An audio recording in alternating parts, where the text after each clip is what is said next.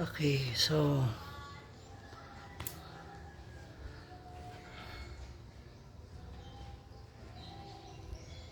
mabigat ang araw na to.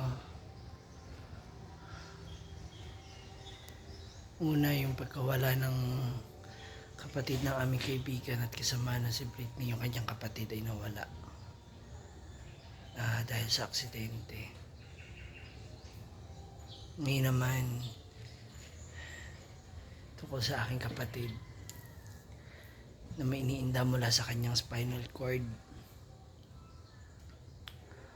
Nagpunta na siya sa Cairo para ipacheck yung kanyang spinal cord, kanyang mga buto.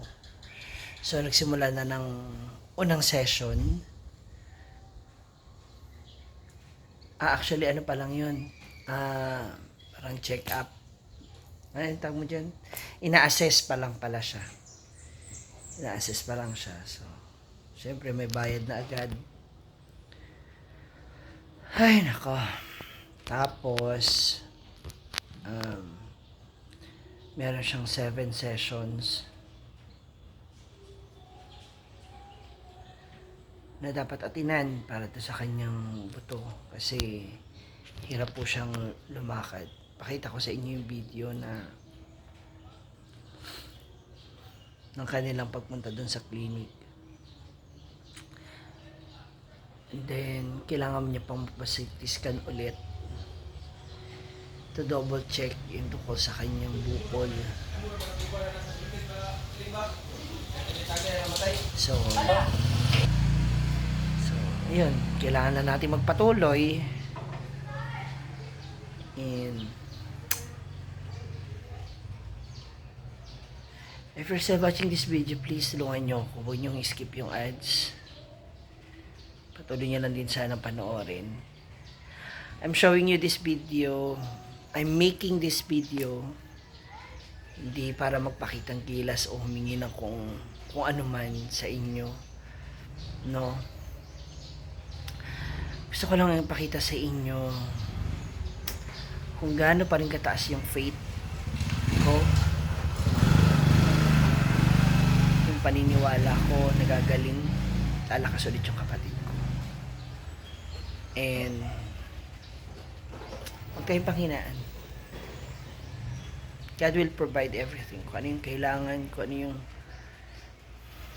nararapat, sige, be it. So, ngayon, kakita ko sa inyo kung ano yung sitwasyon niya.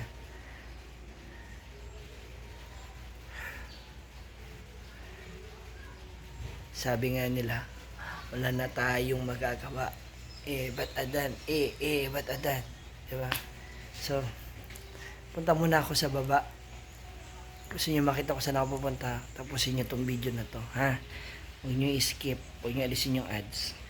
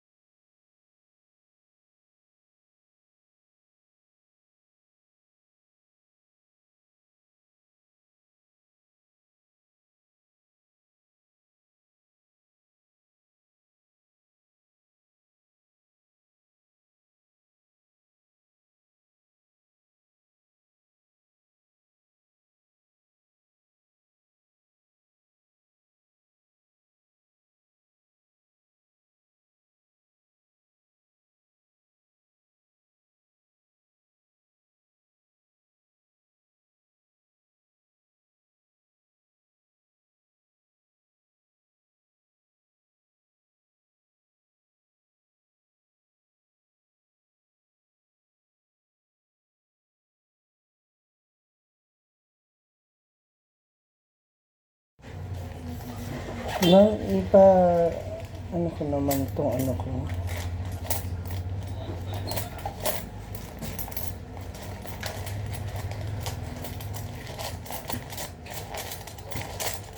Saan yun? Na.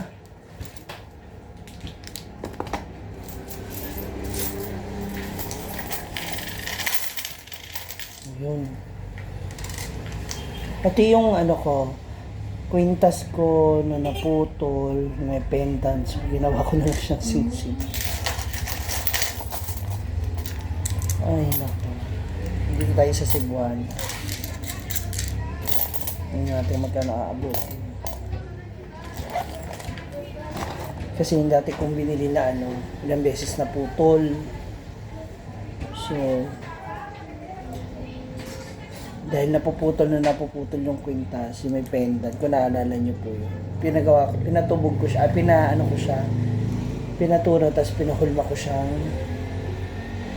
sing-sing. So, tingnan natin ang abot. By the way, ngayon din ang bayaran ng renta ng pwesto, kuryente, internet. Ay nako, buhay. Good luck. Magkano inabot, ma'am? 14,750. 14K lang.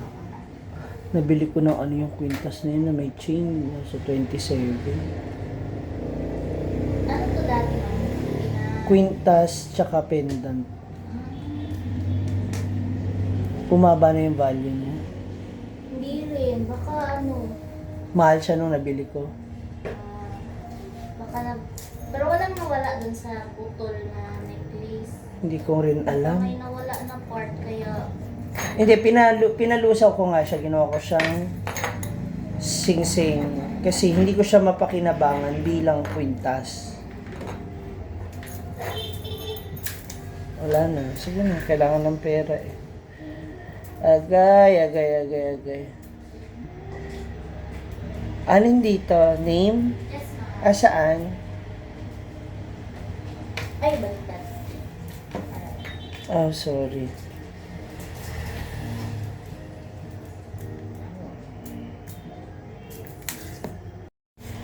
Perma? Oo, sir. Bless you, kuya. Huwag naman ako lang. Ay, naku po. Na-check mo yung weight, ma'am, before mo siya pinatunaw. Oo. Kalimutan ko na. Stress ako ngayon. Tapos ngayon naging 2.7 na lang, 2.8. Okay sana kung may idea ka kung yung weight niya before siya natunaw. Kasi baka... Nabawasan.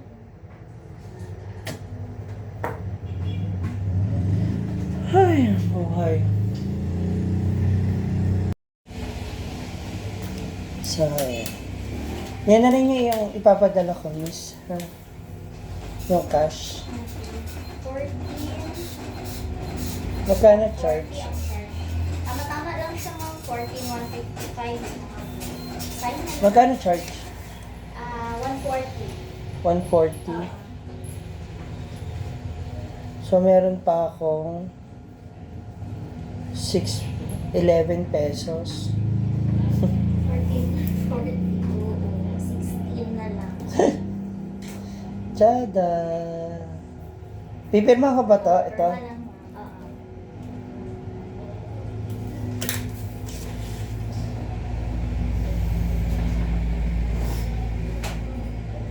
Kung meron, bakit hindi?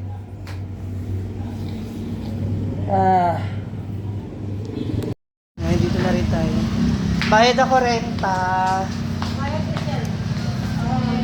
Kasi wala si mother here.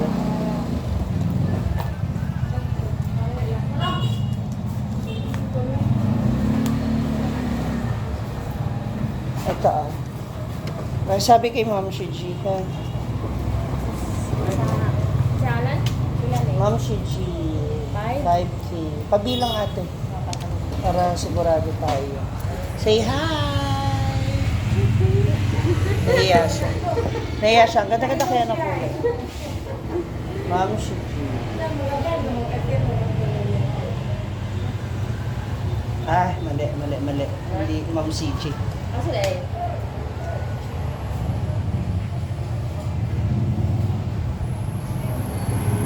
Ay, nag-vlog. Ah, thank you. Doon naman tayo sa isang babayaran natin. Matagal, di mo So, yung internet natin babayaran, may kuryente pa ng 1.9. Ang tubig, 150. Ang kati ng anit ko, mga moms. Gusto ko na maligo para ma-refresh yung katawan ko ulit, yung utak ko. Pero at least settled na siya lahat. Wala na ako masyadong winong-worry na ibang expenses. Andito na ako ulit sa store. Buti na dito yung asawa ni Diday. Siya yung sa akin muna, nag-assist, nag-drive. Hindi muna ako yung nag-drive kasi medyo blanco ang utak ko ngayon gawa sa dami kong iniisip. So mag-ayos muna ako bago ako umuwi ng farm. So to everyone who's watching, maraming salamat. And if you're still watching this video, please don't skip the ads. Paki-share tong video. You can comment down below. And please, patuloy natin ipagdasal ang bawat isa. No, ang mga family natin, ang mamahal natin sa buhay every day. And don't forget to say I love you. How much you love them. Make them feel na kung gaano sila kahalaga sa inyo. Diba? Kasi hindi natin alam kung ano ang ating hanggang kailan tayo sa mundo. Diba? So with that, guys, na ako na aking mga pinamili. God bless everyone. Thank you.